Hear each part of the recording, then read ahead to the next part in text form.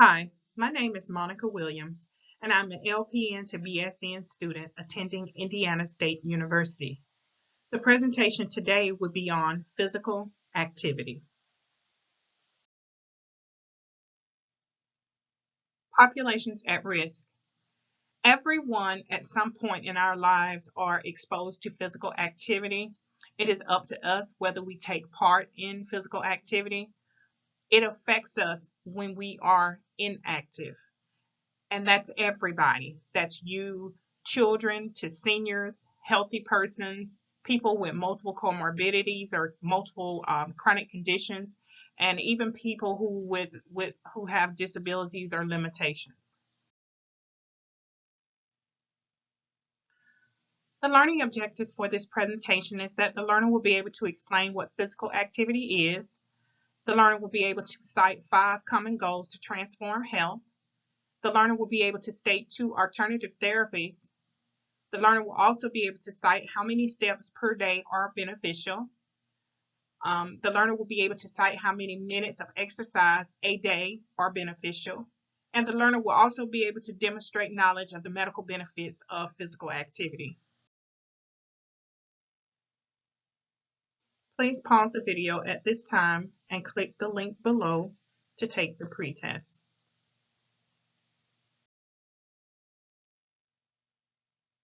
What is physical activity? Physical activity is anything that exerts the use of energy. It becomes a health benefit when it's moderate to vigorous intensity, and we will discuss some examples of physical activity in the next slide.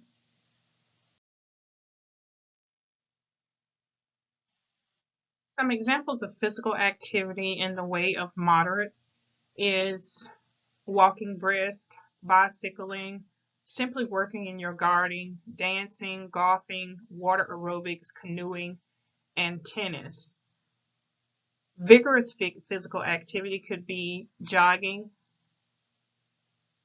walking very fast, bicycling, heavy yard work like chopping wood, swimming freestyle laps, aerobics, competitive basketball, and tennis singles.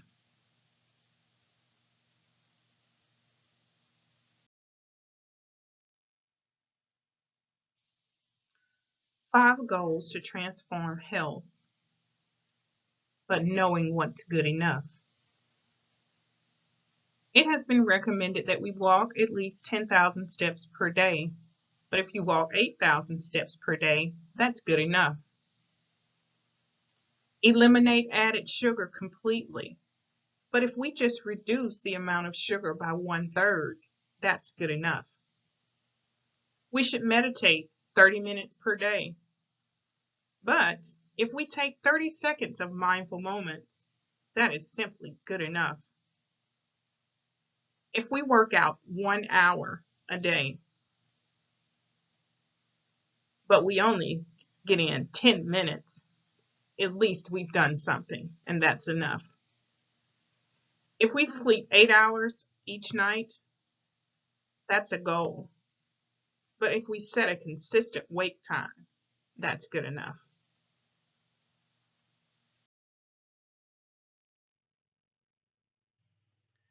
Physical activity as an alternative therapy for stress and depression.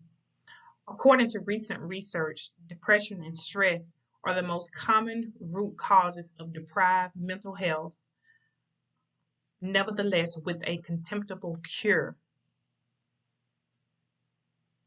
Physical exercise supports the brain to direct the neurotransmitters responsible for controlling the human mood.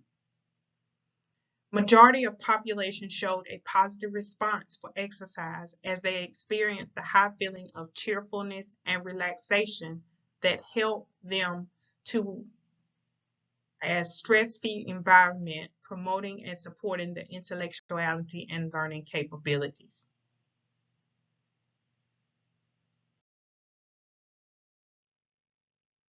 The medical benefits of physical activity is that it helps to lower the risk for cardiovascular disease, diabetes, some types of cancer, depression, cognitive impairment, and functional decline.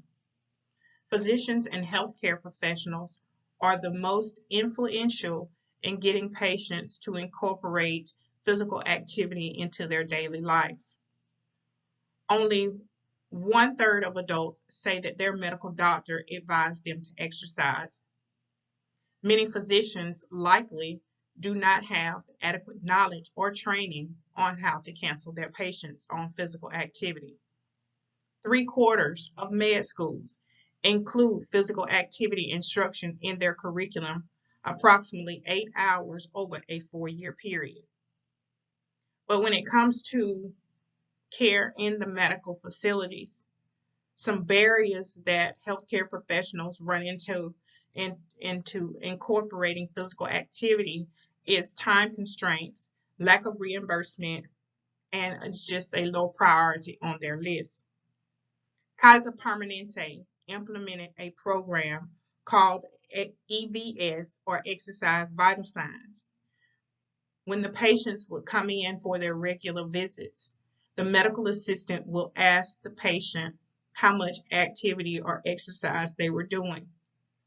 In this EVS group of patients, it was known for their risk factors to be decreased. Being inactive or physically inactive has been shown to be the 4th leading cause of death. Physical activity helps improve health, but the problem is using it as an intervention and being able to put it into action so that the patient can benefit from it.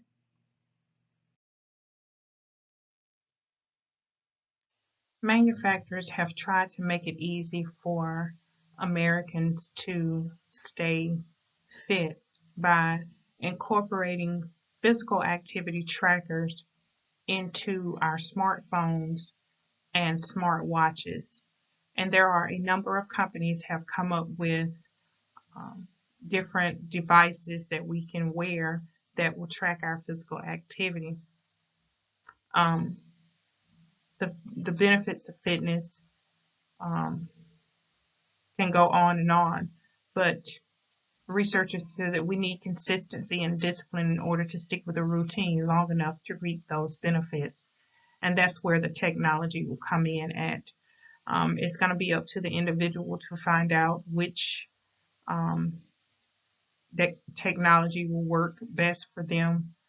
There are so many different virtual trainers, as you can see listed here on this slide.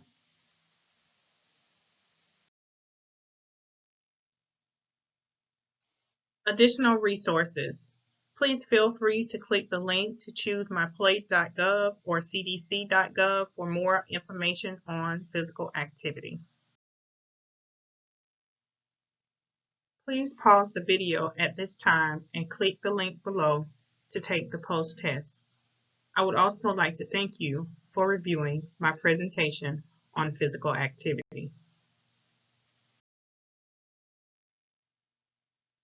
Please see the references below that were used for this presentation.